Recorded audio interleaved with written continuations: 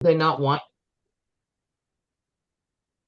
So, yeah, welcome everybody. Today we're going to be talking about disclosures. This isn't going to be the only time we talk about disclosures. Your broker, my broker, our broker, for some of you, oftentimes don't like other people doing classes like this because they have their own, their own thing that they want to say. However, I don't know, I'm still going to do this. And what we're going to be talking about are three of the major components of most real estate transactions. Then, from the point of view, what do you need to know as a real estate agent? And those documents include the transfer disclosure statement, also known as a TDS. This whole class is kind of TDS, if you know what I mean. But anyhow, it includes the TDS, the AVID, which originally I thought was an insect of some sort, but no, it's actually something else. And then the SPQ, which is very close to the Roman symbols when they were marching around, but it's missing a letter. And we're going to talk about those forms and what do you need to know as a real estate agent and what do you need to do with the forms as a real estate agent. And there is a handout. And if you don't have it yet, it's because you were late. And we'll be giving it to you. Somebody will hopefully give it to you.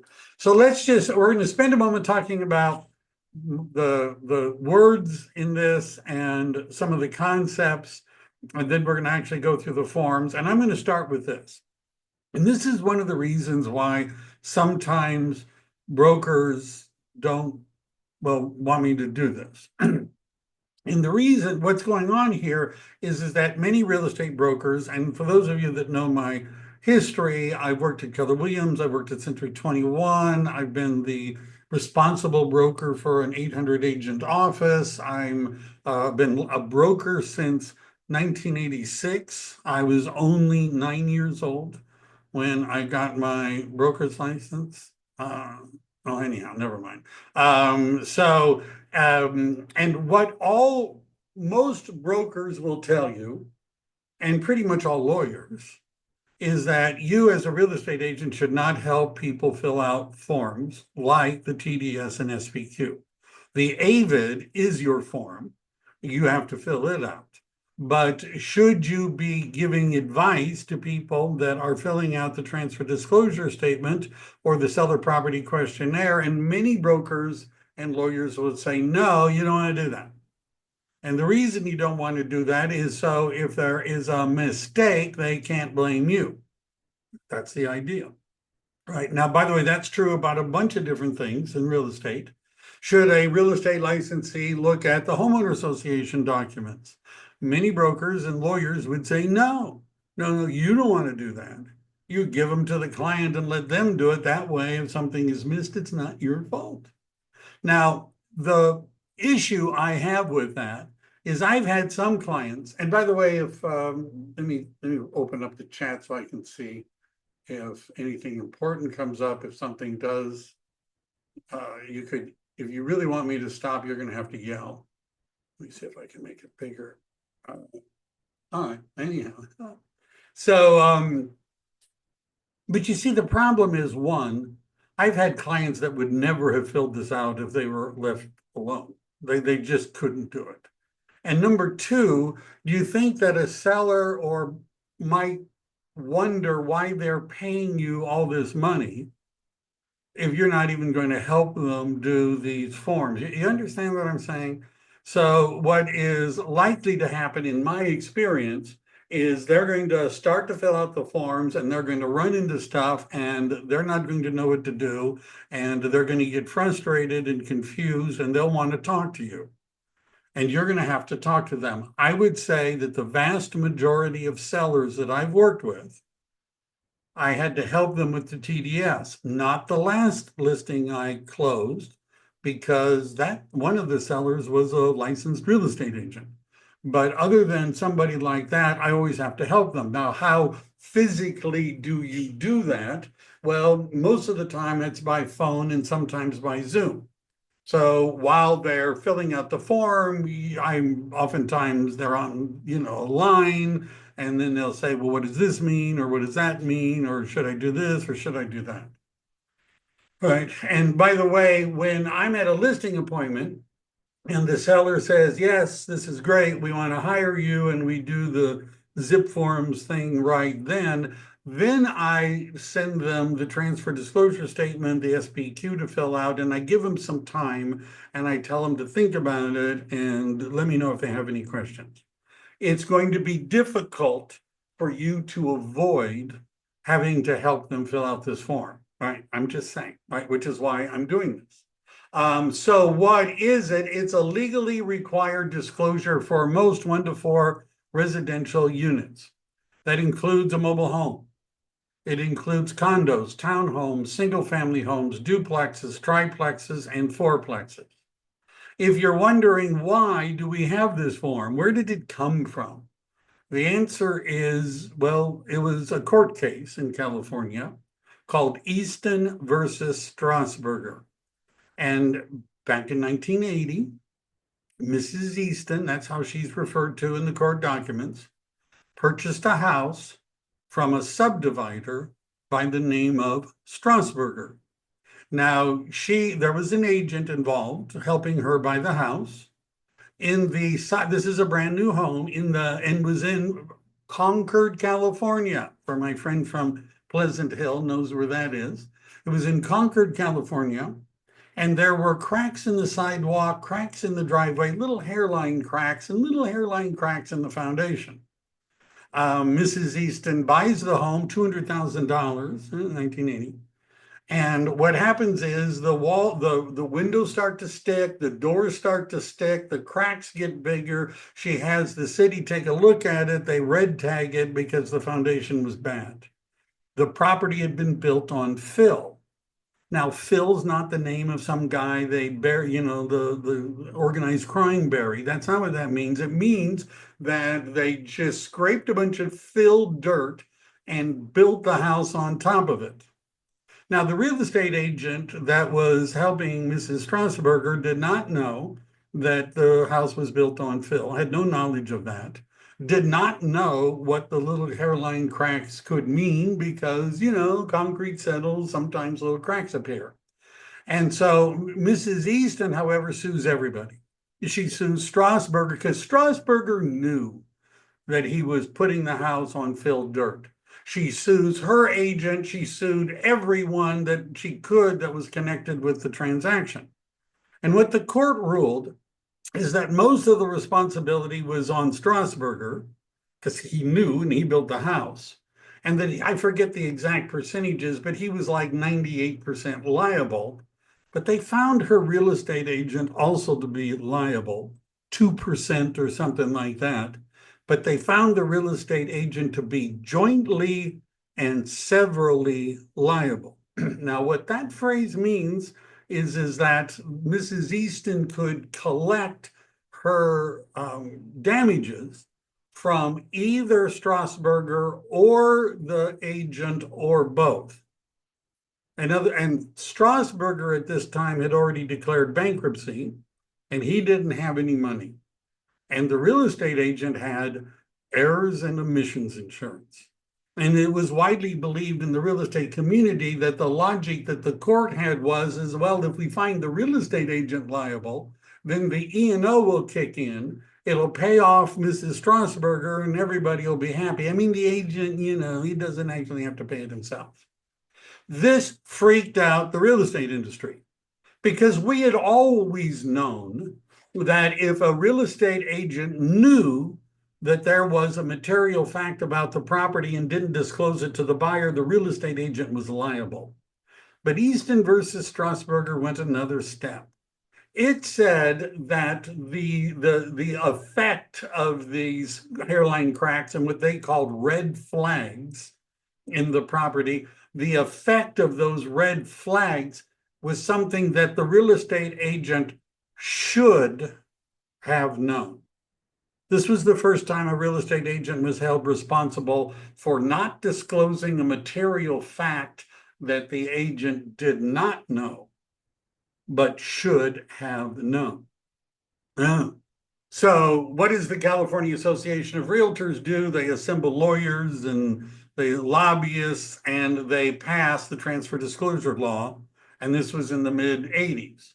And what that law says, this is in section 1102 of the California Civil Code, for those of you that have insomnia and would like to read something at night, anyhow.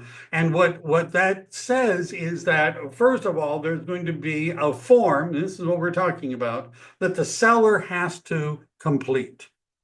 And if the seller lies, the seller is responsible.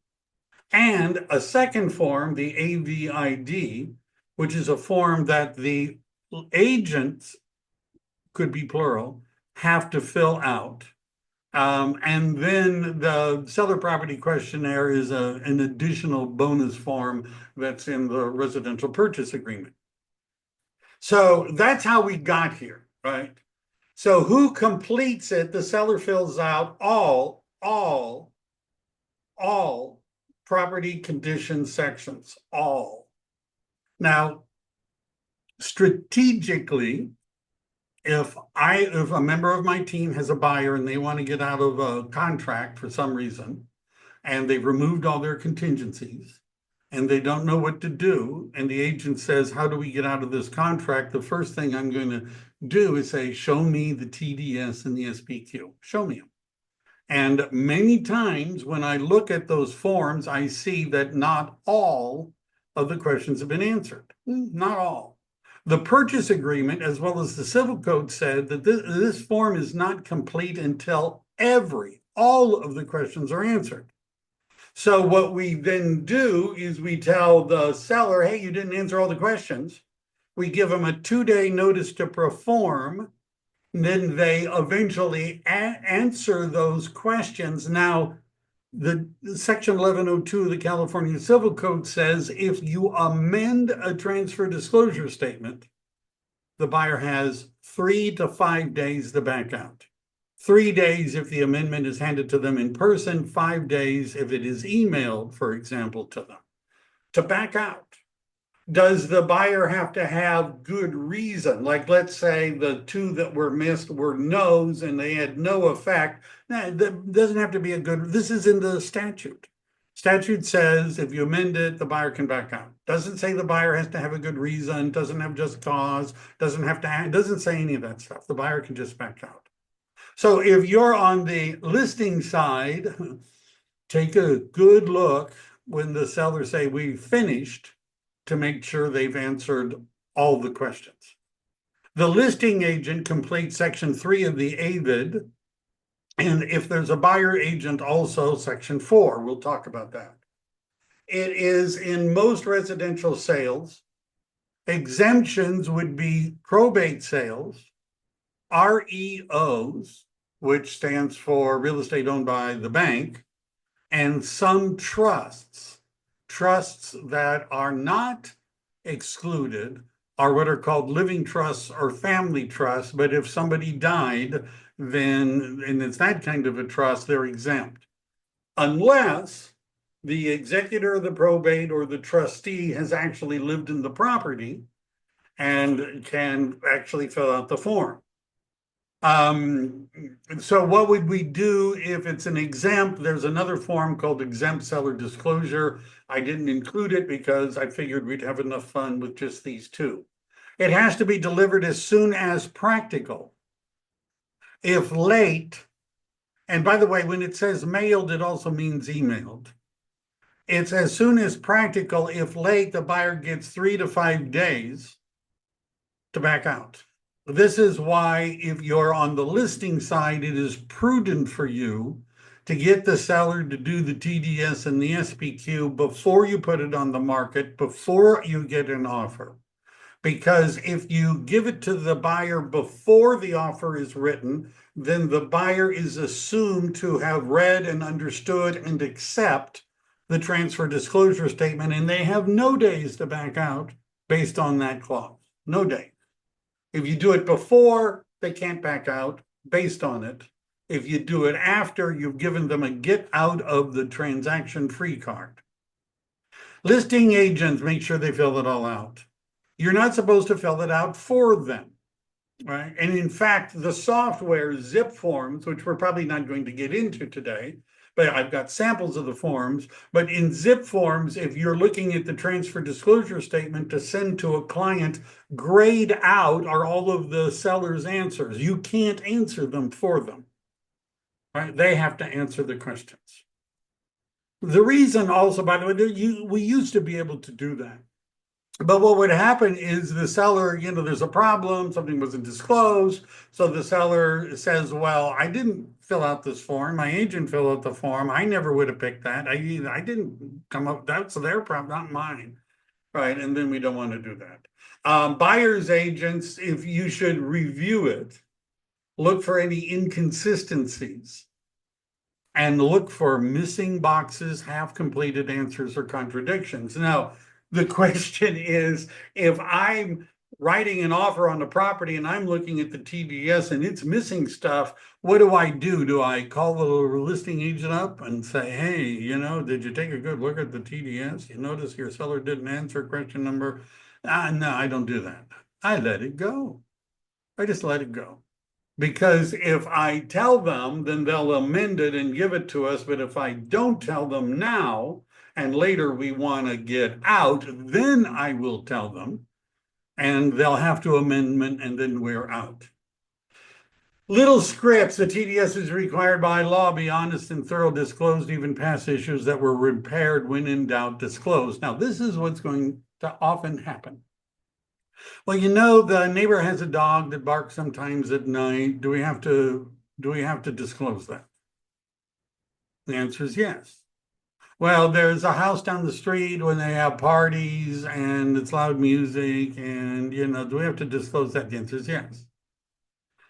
Just about anything somebody says to you, well, do we have to tell them about this? The answer is yes. Because if it affects the value or marketability of the property, it's a material fact and has to be disclosed. I had a buyer, we bought a house, they did, I helped them, and the sewer line was having issues, right? It just all of a sudden wasn't working very well. So they called a local, Roto-Rooter type company, and the person on the phone said, what's the address? And they gave them the address. And the person from the Roto-Rooter type company said, oh, you guys are calling again, huh? And the buyer said, well, no, we just bought the house. We've never called before. Well, what do you mean calling again? Oh, well, we've gotten several calls about this address. You see, the roots from that big tree in front are affecting the line. And as we told them before, you're going to need to have that all cut out in order to make this stop. So the buyer looks at the TDS and the SPQ to see if the seller mentioned that. The answer is no, the seller didn't mention it. We had a buyer once bought a property. All of a sudden, one night, Saturday night, the live music starts up really loud. They called the police to complain. The police said, what's the address? They gave them the address, and the police said, oh, you guys are calling again. Huh? And I said, what do you mean again? We just bought the house. Oh, well, we get calls all the time from that house about that noise. Looked at the TDS and SPQ. No mention of loud noises in the neighborhood. Do you understand that the sellers in those situations are going to meet attorneys? Right? They're going to get to know a couple of more lawyers than they knew when they started, because the buyer is going to sue them for fraud, and the transfer disclosure statement answers have just, have got them. You see what I mean? Right? Just about one case, I'm representing a seller in a condominium. And so she was saying, well, what about the neighbors? The neighbors are awful. Do I have to tell them about the neighbors? And I said, well, what do you mean they're awful? Oh, well, they yell at me when I come into the unit. They were washing their car once and they turned the hose on me while I was carrying in groceries. They're awful people. Do I have to tell the buyer that? No, there wasn't. I said yes, because that's the only answer. She wrote a 3-page like single space kind of document complaining about all the neighbors. The buyers are like, wow, I don't know. And so what I told the buyers was, first of all, I can make arrangements for you to talk to the neighbors. But why don't we start with talking to the president of the homeowner association, who happens to be her brother? How about that? Let's talk with him. And he explained that she was the problem. She was the crazy one. That all of the issues in that complex were going to go away when she moved. And he made arrangements, the brother, for the buyers to talk to the neighbors. And then they said, okay, that's cool. Let's do it. Right. You see what I mean? To the buyers, this is the seller's disclosure. It's important, but not a warranty. We should get our own inspections. Common red flags. Water leaks without an explanation. There's water under in the crawl space. Where did it come from? No explanation. Right, water, and you get the idea. Major repairs listed without permits. How do you know? Well, they're asked in the SPQ if they had permits.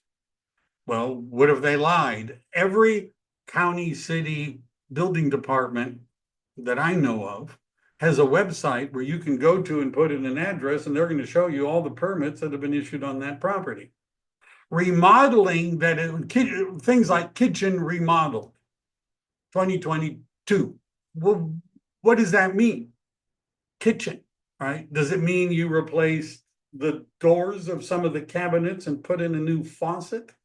Right? What what does that mean? And seller checks no to everything, which sometimes they do, because especially when they're doing it by hand. And I'll show you that you can't answer no to everything, right? There's a couple that are going to be hard. The AVID, we're going to take a look at it. Who completes it? Agents do. It's the agent's visual inspection disclosure. You're supposed to do a reasonably diligent visual inspection of the property. You only have to talk about what you can see. Are you supposed to pull permits? No. Are you supposed to go into the crawl space? No. Are you supposed to go into the attic? No. What are you supposed to do? You walk around and you say, oh, wear and tear, that sort of thing. Do not guess causes of defects or offer opinions. The goal when you're doing your AVID is to use no adjectives. No adjectives. Hairline cracks. Hairline? Whose hair? Is that like an official thing? Normal wear and normal? Normal is a setting on a clothes dryer, but what is normal, right? So you understand, we just say there are cracks. We just say there's wear and tear, right? We don't speculate as to, well, this is from, no, well, how do you know? Are you an inspector? Are you a contractor? You don't know. All we do is say what we see. To the seller, I'll be doing a walkthrough to note any visible issues. It's required for all agent, protects everyone. To the buyer, I'll do a visual inspection, give you a written disclosure. It's not a substitute for a professional home inspection. Some real estate agents who think they're being, I don't know, something, will put into the AVID, I am not a property inspector, get a property inspection. That's just dumb. It's just a waste of time. Doesn't mean anything. I know some of you are upset that I said dumb, because you're saying, well, I know an agent and they sell a lot of houses and that's what they put in all of theirs. And so that's why I do it, because I learned real estate out on the mean streets, right? I do what the other agents do. Just because somebody has a high volume doesn't mean they're doing things right, other than, getting clients. Examples: cracks in ceilings or walls. Hairline cracks, normal cracks, small cracks, or just say cracks. Stains on floors and ceilings, windows or doors that stick, smells, pets, smoke, or mildew. All right, those are examples. Now, how important, before I get into the SPQ, how important is the AVID? How important? Well, in most real estate transactions, it has no effect whatsoever. Because if there's a property inspection, a termite inspection, a roof inspection, a chimney inspection, etc., and the seller has answered all the questions in the transfer disclosure and statement in the seller property questionnaire, then what is the likelihood that you, as the listing agent, are going to spot something that everyone missed? But so if the property inspector notices that there is water in the crawl space, but the listing agent, because they don't look or even go down there, they're not really supposed to, doesn't mention it in the AVID, is that a big deal? The answer is no, it's not a big deal. You don't have to disclose a material fact 2 or 3 times. It just has to be done once. So anything that the property inspector, termite inspector, and the seller said about the property is already covered. And as many of you can imagine, the chances that you're going to see something that no one else saw that was really important, not very likely. All right. We're going to spend a little more time on that when we get there. And for those of you that want to read, the AVID is 2079 of the Civil Code. I already did that. Seller Property Questionnaire. Now, this is different in that the SPQ is not a statutorily required form. It's in the residential purchase agreement. It's which has, what's the difference? Okay. The difference is that if the seller doesn't answer a question on the TDS because they just missed it, and the buyer points it out, gives them a notice to perform, and they check the box no, which means there is no issue, the buyer can still back out. Why? Because the form was amended. Civil Code says if it's amended, you can back out. You don't need good faith. The Seller Property Questionnaire, however, is a contractual form, not a statutory form.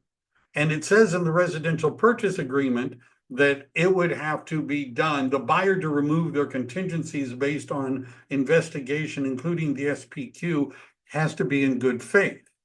So if on the SPQ, the seller did not answer a question, and when forced to said, no, there was nothing there, I just missed it, the buyer can't legally back out because of that, because there was no issue uncovered by the response.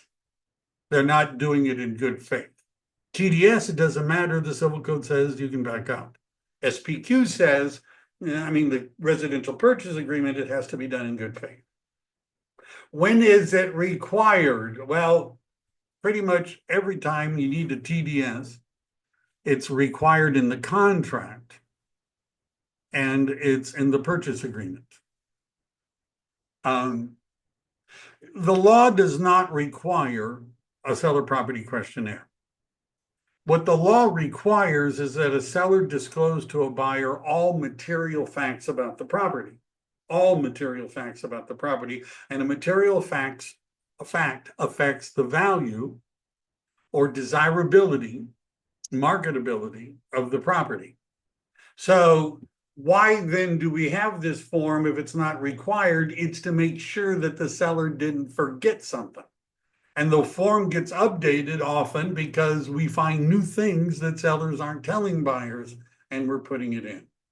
Tips: make sure all yes answers are explained. When I'm looking at a SPQ for an agent, I'm looking for any yeses. And if there is a yes, they're supposed to write in an explanation. And if there's no explanation, they're going to get a notice to perform. And make sure that they answered the SPQ and TDS the same way. To the sellers, the SPQ asks detailed questions about your property's history, like repairs, neighbor issue, insurance claims. Be truthful and complete. To buyers, this gives us a deeper look at the property's history. We'll review any yes answers carefully follow-up as needed. Past insurance claims not disclosed.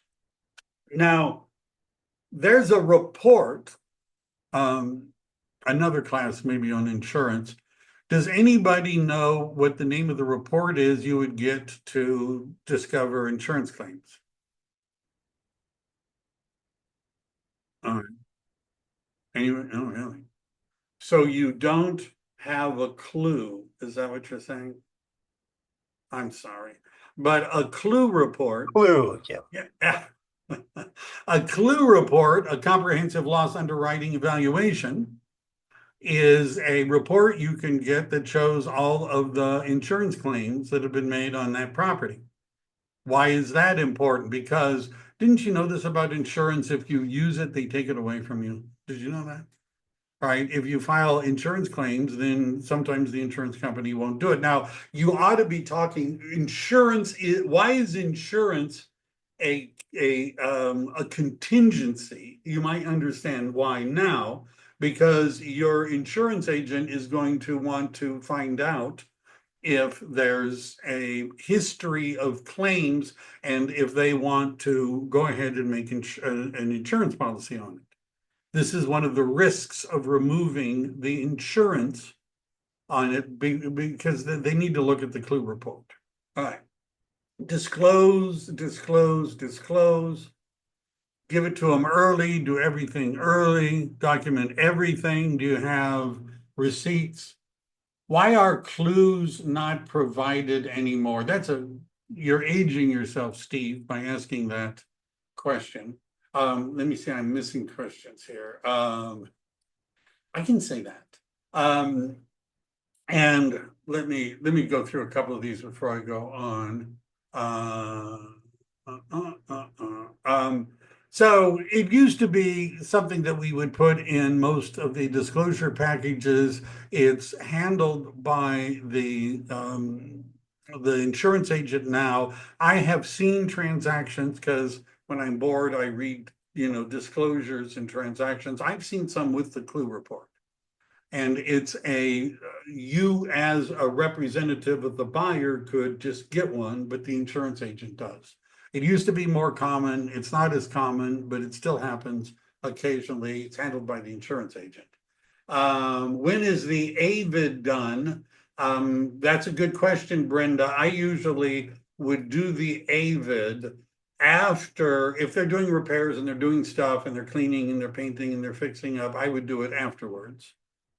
Audrey asks, what if the seller can't fill it out? And I guess what you're saying is the seller doesn't know, seller didn't live there, seller, doesn't understand. I don't know.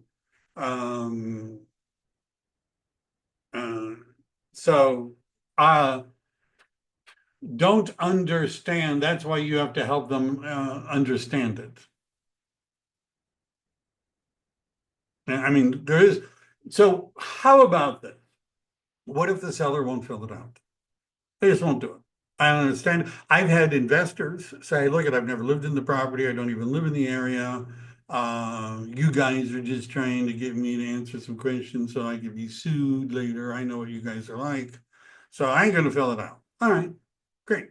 Now, EXP would like you 3 times to communicate, preferably in a way that we have a record like email, and tell the seller you're required by law to fill this out, please fill it out, and get them to say no, no, no.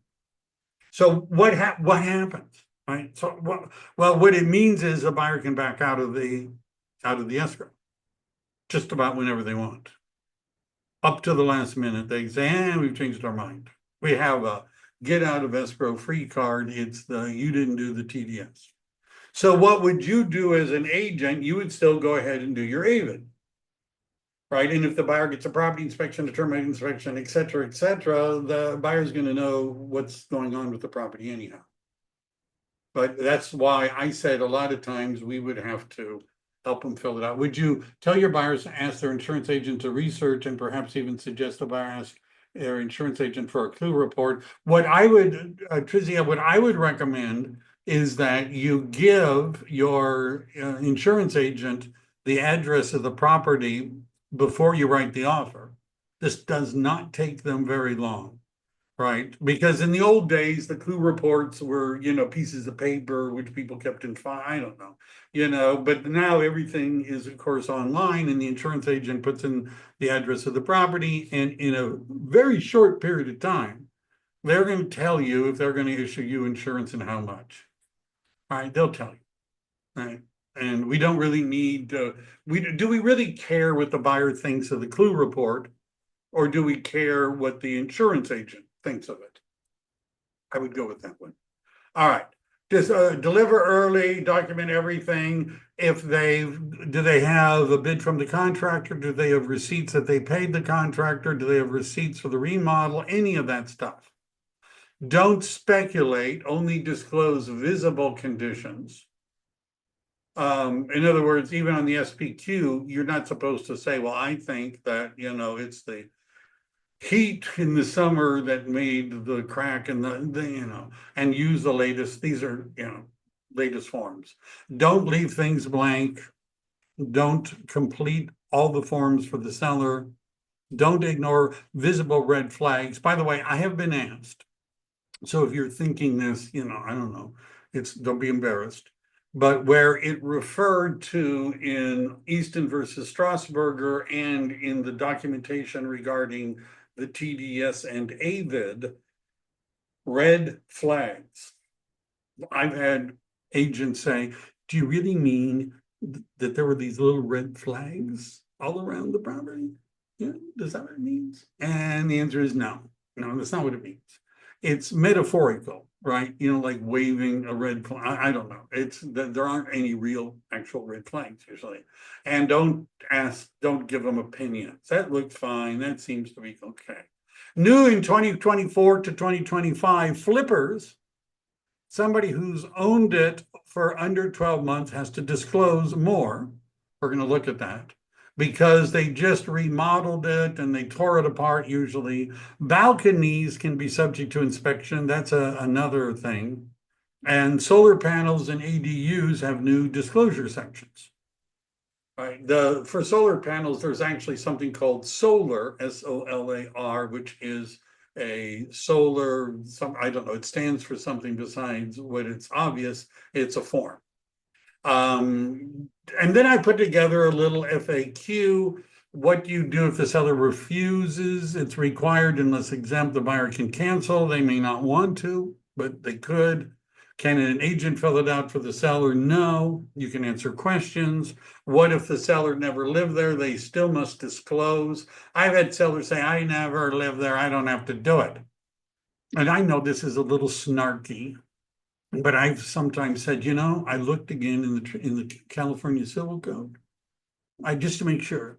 And your name does not appear as an exemption to the law. I looked, right? It doesn't say if you didn't live there, you don't have to do it. It doesn't mention the name of the person. It's just, there. Yes, it's to the best of the seller's knowledge. Correct. But you see, I'm a firm believer that if you're going to sell the property, you ought to get a property inspection and a termite inspection. If they say you need a plumber to look at this, get the plumber to look at it. An electrician ought to look at the panel, get an electrician to look at the panel. The best, in my view, approach would be to go through all of that in advance before you do this.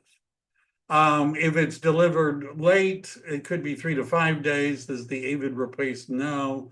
Must agents in accessible areas? No. If there's deaths or crime disclosures, the deaths in the last 3 years, crime rates? No. However, there's lots of ways to find out if there's crime in an area. All right, I already did most of this stuff. Okay. Let's take a look at the TDS. Notice the first potential box. This property is a duplex, triplex, or fourplex. A TDS is required for all units. I get asked this question a lot. Can I use one TDS for all 4 units? No. You do one for each unit. And the disclosure, that first part is, pretty simple. There's big bold letters. You put in the date that you are filling out the transfer disclosure statement, coordination with other disclosure forms. We're getting into an interesting yet confusing sometimes area. It says this real estate transfer disclosure statement is made pursuant to 1102 of the Civil Code. Other statutes require disclosures depending upon the details of the particular real estate transaction, special study zone, purchase money liens, etc. Substituted disclosures. The following disclosures and other disclosures required by law, including the natural hazard report statement that may include airport annoyances, earthquake, fire, flood, and special assessment information, have or will be made in connection with this real estate transfer and are intended to satisfy the disclosure obligations on this form, where the subject matter is the same. So let's say the seller has a property inspection, has a termite inspection, has an NHD report. Would we check that first box, inspection report completed pursuant to the contract of sale or receipt? Would we check that box? Anybody want to vote? The seller has property inspection, termite inspection, and NHD. Do we check that box? Cleo says yes. Audrey says yes. Any others? Aline says no. Only if required in the contract. I'm not sure what that means, but I'll take that as a no, maybe, or a yes. I don't know. So the answer is no. The answer is no. The answer is no. You're almost always going to check the third box. Why not? Notice what it says. I slowed down. Are intended to satisfy the disclosure obligations on this form. Can you turn in a property inspection and then not answer the questions on this form? Can you do that? Is that allowed? If you get a property, a termite, a roof, a chimney, etc., does that mean the seller doesn't have to answer any questions that are covered in those reports? The answer is no. Why is this here? Well, because back in, I think it was 1985 or 1987, I was so young back then, I don't really remember which year it was when they passed this law.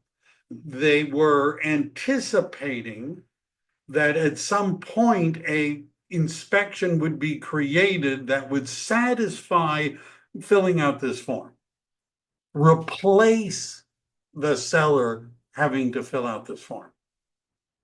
They never created that. It doesn't exist. So do you have other reports and disclosures? You could put them in the second one if you feel like it. But the reality is that we're not substituting disclosures for this transfer, right? The disclosures we're giving do not substitute for this. The answer is almost always no substituted disclosures. Seller information. So this is a bunch of box to check, right? Obviously. They used to go but they go up and down now, right? In terms of if you're looking for some sort of consistency about the questions, the seller is or is not occupying the property. That's the first box. And then all of these little boxes, they check what they have, what they know. Do they always know what the wattage is or the voltage is in their fan? Not always, sometimes they do. And are there, to the best of your seller's knowledge, any of the above that are not in operating condition? If you check yes, you're supposed to describe what that is. And you also could attach other sheets, right? Are you, the seller, aware of any significant defects, malfunctions in any of the following? and there's a list. If you check yes, you have to check which things on the list you're referring to and explain. Installation of a listed appliance, device, or amenity is not a precondition of sale or transfer of the dwelling. The carbon monoxide device, garage door opener, child-resistant pool barrier may not be in compliance with the safety standards relating to, respectively, carbon monoxide device standards of Chapter 8, blah, blah, blah, blah, blah, blah, blah, and requires, but so what that long paragraph is saying, right now, if in your house you do not have low flow plumbing, you're in violation of a rule, right? If you don't have child resistant barriers for your swimming pool, you're in violation.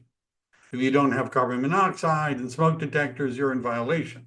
Does that mean that the seller has to put all those things in? The answer is no, not necessarily, right? It just means they're not there. Now, in some areas, they actually have, like the city or county has inspectors that'll go out. I've sold property in Santa Cruz. They send somebody to go look at your plumbing. They don't take your word for it. That, oh yeah, everything is cool. They're going to send somebody out and they're going to look at it. And if they don't like it, then they'll make you make the changes. But just because you say, I don't have a carbon monoxide, doesn't mean you have to put it in. By the way, the appraiser is going to require it, but it doesn't mean the seller has to do it. So here's yeses and nos. Sometimes a seller, particularly if they're doing it by hand, but they can just do it with a, the woodpecker tapping up and down. No, no, no, no, no, no, no, no, no, no, no, no, right? I love it when I see that because I know we've got them, right? I know we've got them. And the reason we've got them is take a look at number 2. Features of the property shared in common with adjoining owners, such as walls, fences, and driveways. Who doesn't have a fence with a neighbor? Right? If you do, that should be yes. Encroachments, easements. Well, people don't drive across my property, so there's no easements. Oh, really? PG&E doesn't have an easement? Right? They don't have an easement to, there are easements. But otherwise, we're looking for other yeses. Room additions, structural modifications, alterations, repairs, not in compliance with building code. Most of these are pretty. Fill, remember that guy? Compacted or otherwise.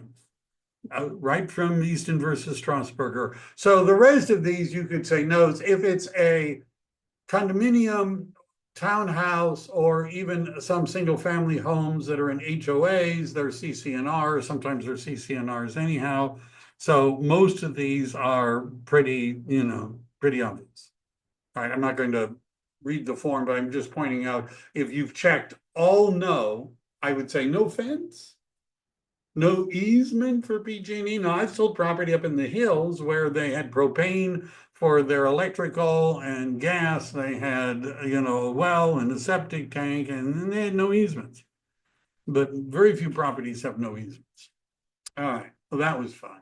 So what does it say near the bottom? The seller certifies that the property as of the close of escrow will be in compliance with the health and safety code by having operable smoke detectors, which are approved, listed, and installed in accordance with, The seller certifies that the property also has the water heater braced, anchored, and strapped.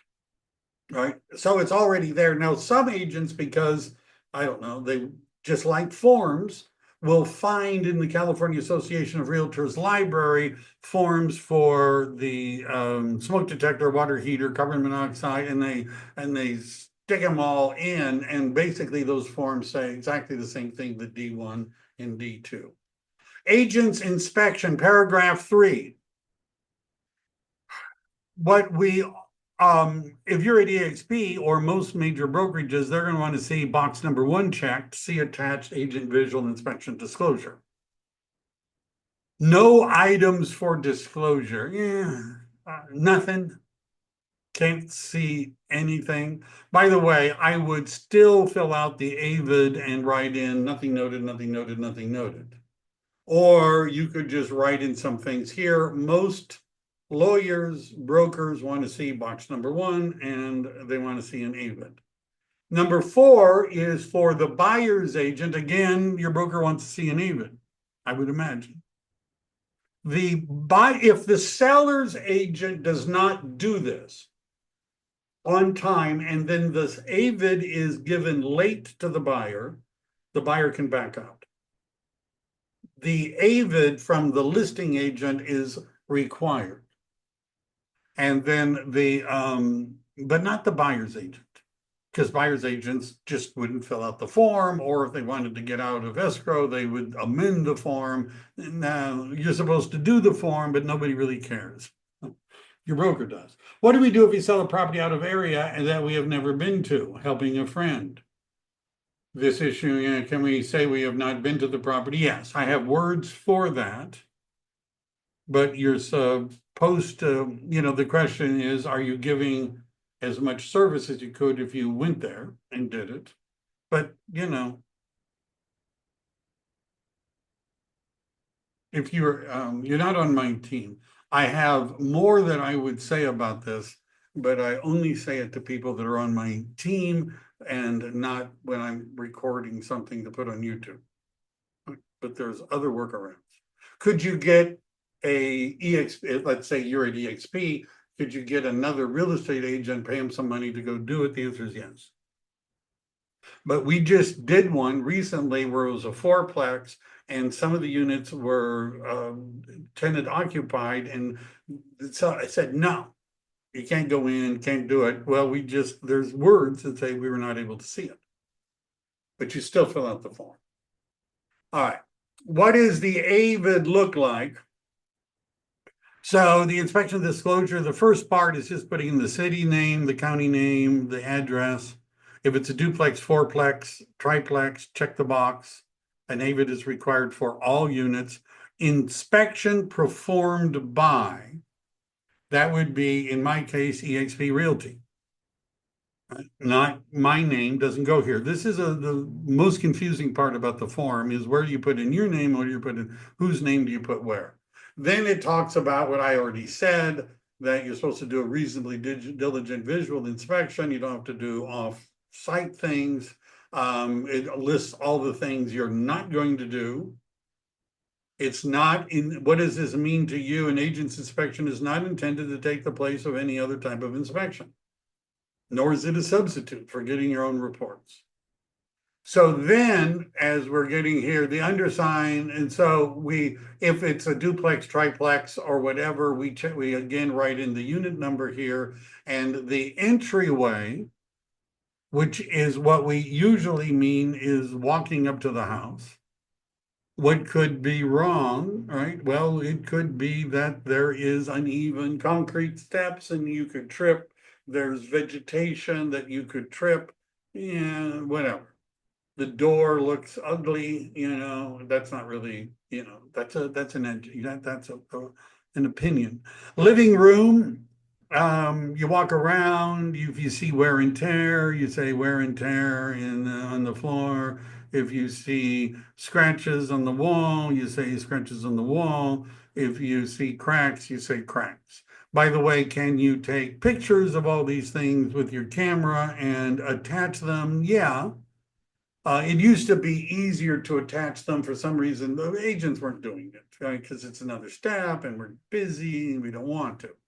Dining room, kitchen, other room, hall, stairs, bedrooms. If you have more, you have to get another one and put them together. Baths, you just number them. Right, the first one, the second one, and yes, it gets confusing, which is bedroom number 1, bedroom number 2, but you could describe it, or usually we just go ahead and, by the way, not a lot of attention is usually paid to your answers on the AVID. But just tell me.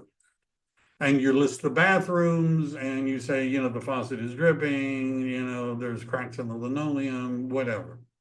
Other, you can write stuff in. I don't think you need to say, I am not a property inspector and you should get a property inspection. That's already said to the buyer about 10 different ways. right? So you're not actually protecting yourself, you're not accomplishing anything, you're not affecting the form by adding it in here.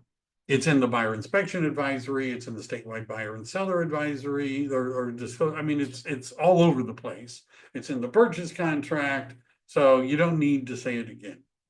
See an addendum for additional rooms and structures. If they have 6 bedrooms or something like that, you could do that. Parking, exterior. Now, here's another box.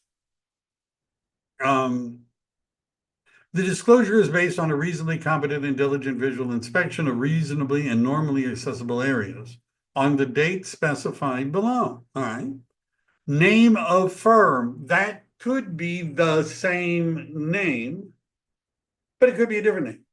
So for example, Steve has a property in San Bernardino and his broker doesn't have any other agents there. So you find some other person with a real estate license who for $20 or whatever the going rate is, will go out and do the AVID for you. But this is very rare.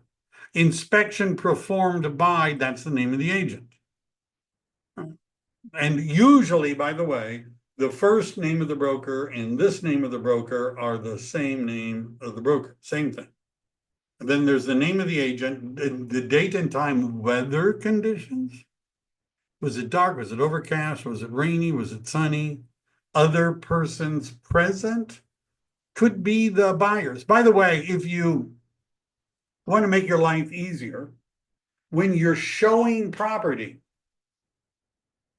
and by the way, there's software that you can put on your phone that connects to this form. Sometimes they don't work as well, but while you're showing property, you could be doing this on every property you showed. Right? You could turn on your phone and record into it all the things that you would say on your AVID.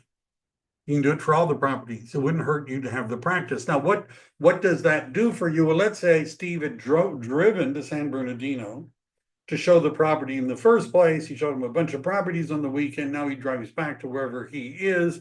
Later, they decide to make an offer. Now Steve is filling out the form and he's thinking, oh my God, I don't remember. I barely remember which one this was, let alone what the 3rd bedroom, I just don't remember. Well, if you did it when you were showing the property and you recorded it then, you would already have all that information and you could fill out the form a lot easier. Then we write the signature of the associate licensee. So this is where we drop in the signature blocks. The buyer signs, the seller signs, or initials, excuse me, and that they received a copy of it. And the real estate broker that did not fill out this AVID. So if you're the listing agent and you're doing this, it would say eXp Realty, Michael Devlin. Then it would say, we would give you as a buyer's agent a copy of this form, and you would write in all that and Bag of Chips Realty, or whatever the name of your broker is, and you would sign it under the buy, because this is the broker that the other side. So if it's the buyer's agent's AVID, the listing side signs here. If it's the listing agent's AVID, the buyer's side signs there. Seller Property Questionnaire. So most of this is just stuff that you need to fill out. Notice they keep saying, is this a duplex, triplex, or fourplex, right? Is it? And again, we're looking for yeses, right? If all that it says is no, no, no, no, no, no, no, no, great, right? Does that match the property inspection? Does it match the termite inspection? Does it match the transfer disclosure statement? But if there's a yes, that's what we're going to focus on, because the no's are all good things and the yeses are all bad things. I don't know if anybody has a specific question about this, but you'll see all the different things it covers. I'm not going to go through this. You know, it's pretty self-explanatory, I think. Pets, past or present, that are in the property. I actually had a seller put in the disclosures a note from the dog's veterinarian. I'm not kidding. It said the dog did not have bladder issues. Yeah. And when tested, we found that there was urine all over the place, right? So, yeah, and that's only happened once where I saw a note from a vet. But you want to, these are pretty, notice in 11B, pests on the property, wasps, termites, rats, mice, locusts, boundary disputes, landscaping, pool, condominiums, there's a bunch of question, title, ownership, and legal claims. Again, this would take a long time for me to go over every line. I wasn't planning on doing that. Governmental, anything that that's going on in the area, like they're tearing down some buildings and building low-priced apartments, or something that might disrupt the neighborhood if you know about it. Any occupant and other smoking or vaping. Any alterations, modifications due to cannabis cultivation or growth. I've actually seen on the MLS pictures in the MLS of pot plants in the backyard, which I question if that's a great idea because it's going to go on Zillow and all that. Whether the property is tenant occupied, right? That's a totally another discussion, which I'm going to do for another class, because a tenant isn't necessarily a renter. A tenant the word tenant comes from the Latin word tenere, which means to hold, which means who's got a hold of the property. So the nephew that is living in the property but not paying rent and not having signed a lease is a tenant. And yes, they have rights. They have rights. And you might want to know that to make sure that they're out. Material facts, any other things that we have not asked you about that are significant items affecting the value or desirability. If you check yes, you got to tell us what it is. And then that brings us to the end. The bitter or the sweet end, but it takes us to the end. All right. Was that any questions, comments? Yes, I have a question, Neil. Right.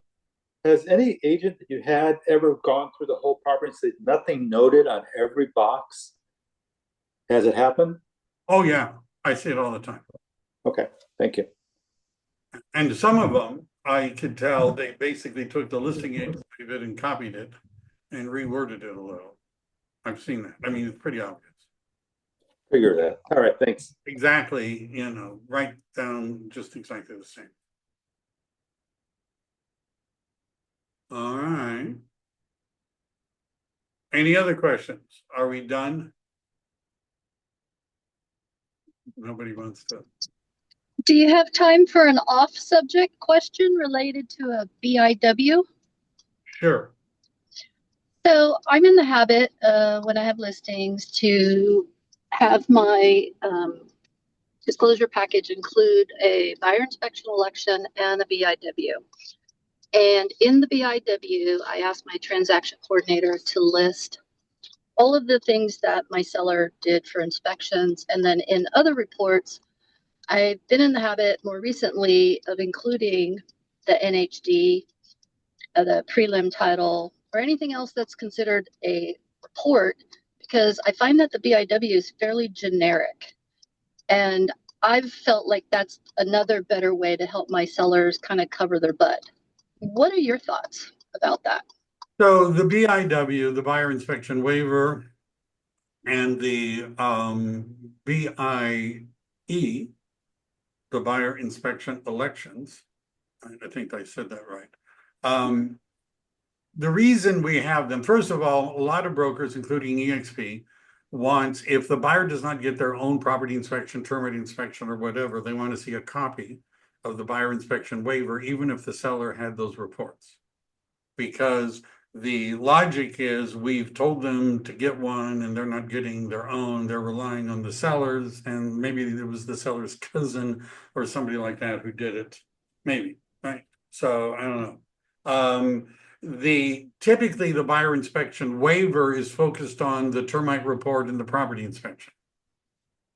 the buyer inspection election, if you're going, full court press, so basically you ask the buyer, which of these are you going to get? And it's like, a lot of possible inspections. And you want them to say, no, I don't want that inspection. And the reason is you don't want them later to say, oh, you should have told me, I would have gotten a pool inspection. If only you had told me, if only you had mentioned a pool inspection, I would have done it. And if I had done it, then we would have discovered this. And we didn't discover it because you didn't tell me. And I asked you and you didn't answer and didn't tell me yes. So I didn't. So if you have the buyer inspection elections, you can show, look, I asked you, do you want to get a pool inspection? And you said no. Now, the buyer inspection waiver is like waving it in front of their face and saying, I'm telling you, you need to get a pool inspection. And they say, no, I don't want to do it. The form isn't really, the buyer inspection waiver form isn't really designed to have all the inspections you didn't get. Do you put down radon gas? Do you put down asbestos? Right. Do you have spiritualists come to see if there's ghosts and other entities, right? Yeah, I mean, you can't list all the inspections that you're not having. Right now, the buyer inspections elections can kind of sort of do that, but the waiver isn't written to list them all. That's why I find listing the NHD would be potentially helpful because it covers so much ground. That is a statutory required disclosure, and it's not buyers don't get to waive it. Right. But now, my point being that because I've had people come back and say, I never saw that. I'm like, it's in your NHD.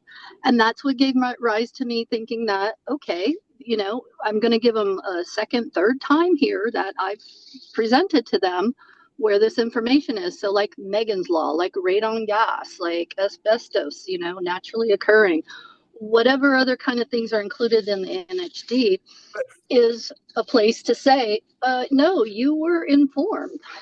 So none of those things you mentioned are in the NHD. All right. The NHD does not talk about Megan's Law. It doesn't talk about radon gas. No, it gives them resources. Right. To go it doesn't look further. So the natural hazard disclosure, fire, floods, and earthquakes, right? And that's pretty much it. Now they bundle it with a bunch of other garbage, useful information. But the NHD, that the part fire, floods, and earthquakes is a statutory required disclosure. Right. It's not, does the buyer want one or not? Right. It's not one of those. It's a required disclosure, and there's two ways to do it. One is to order an NHD report from a company, or the seller can do their own research, with maps and things like that, and fill out a form. CAR has a blank version of it, but nobody does that because you'll be sued if you screw up and didn't mention something. So the NHD, I would never put on a buyer inspection waiver. They can't waive it. It's just like the transfer disclosure statement. The buyer can't waive it. The second sentence in section 1102 of the California Civil Code says, second paragraph, which is the first one is only about a sentence or so. The second line says the buyer cannot waive this.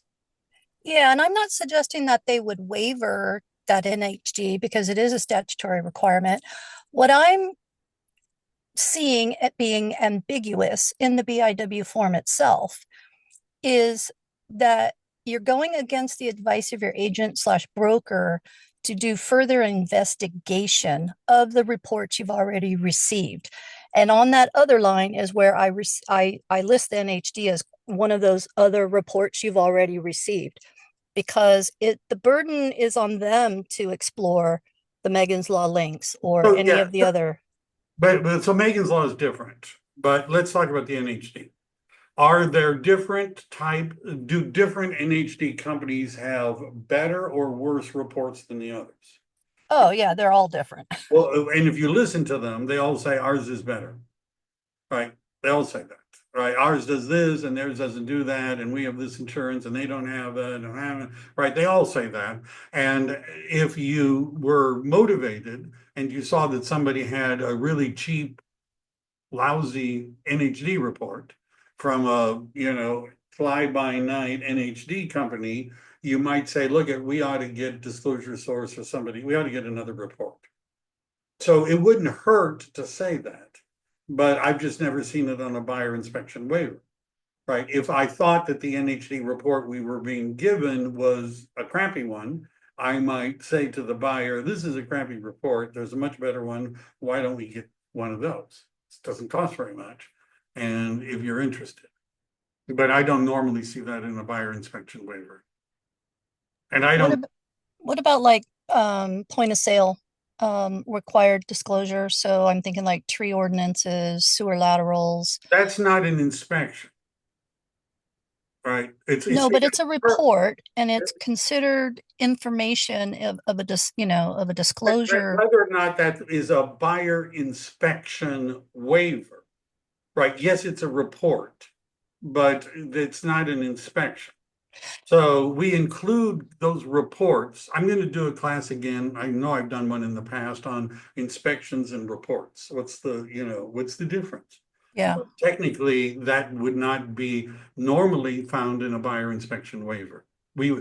Almost all of them talk about property inspections and termite inspections. If there's a pool inspection, there's some other things. There's so much gray area though, because I'm thinking of Livermore, for example, Livermore, California, where you have to do a building report that, confirms what the city has on file for permits that have been opened, issued, finalized, etc.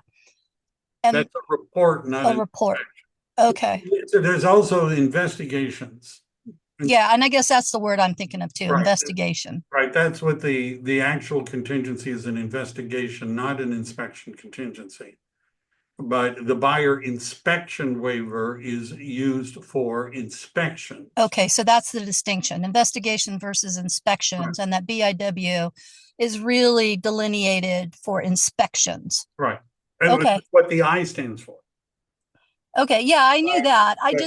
Waiver. I didn't know because like I said, if you get down there where you're checking the boxes and filling in that other line, it just starts sounding very generic. And it's like, well, I did provide that, but what if they don't take the burden on themselves to do further investigation? And, here again, it's a litigious society. I'm just trying to be ultra conservative in protecting my sellers. Right. If you want that, it's just that I have at times, by the way, that form is typically used by buyer's agents, not listing agents.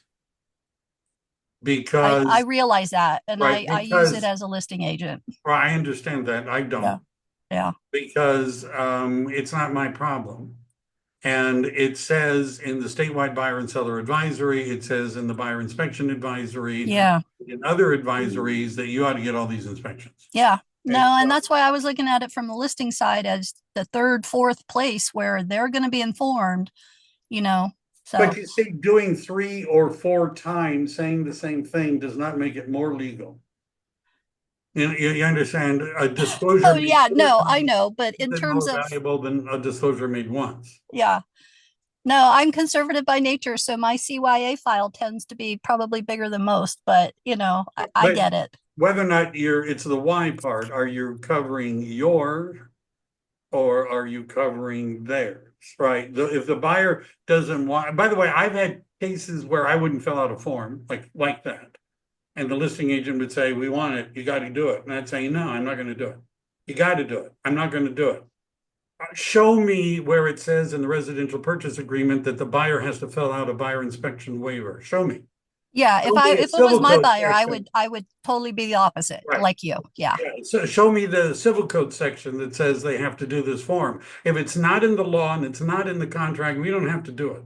Yeah, no, totally agree. And you like it, and your TC thinks it's a good idea, or your broker thinks it's a good idea, does not mean we have to dance to that song. Yeah. We don't want to. And sometimes when I'm not in the mood, I'll just tell them, no, we're not going to do it. Right. I understand you want it. I want disco to make a comeback. Right. I want to be a size 32 way. I have a whole list of things, right? You know, I don't really want Disclose. Yeah, no, I appreciate that. You're wanting doesn't mean we're obligated, and that is not normally a form. And I understand once they're signing stuff, why not throw another log on the fire? I get it, but Yeah. I wouldn't, you know. All right. Thanks again. Anytime. All right. Any other questions? Cool. Very good. See you all. By the way, next week, I'm just going to say this. Clear cooperation. Pocket listings. Oh, Hey, fun. Mike, this is Poor. What? This is Poor. Oh. I have a question. I wrote it in the chat. So I didn't know how to deal with this question, but a lead that I have is told me that the insurance report that they got was, the claim was for 400,000, no, 600,000, but the report from the insurance company when it was run said it was 800,000. So they're being asked why the difference, and I don't know how to help them explain that or We give them represent. direction. Huh? Who are we representing? The seller. The seller.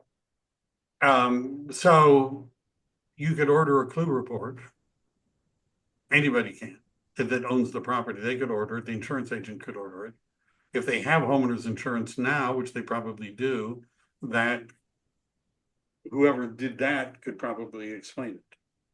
But I don't have you know, a magic way of figuring that out other than talking to insurance agents. Okay. All right. I'll direct them that direction.